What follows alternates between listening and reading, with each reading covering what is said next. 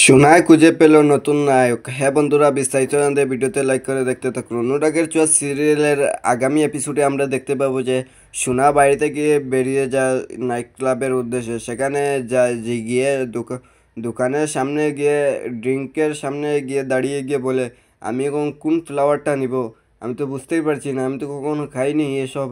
তাই এখন আমি কী করে বুঝবো যে কোনটা খেতে হয় কোনটা খেতে না হয়। ঠিক তখনই সেখানে একটা ছেলে চলে আসে। সেটা শোনা দেখেই অবাক হয়ে যায়।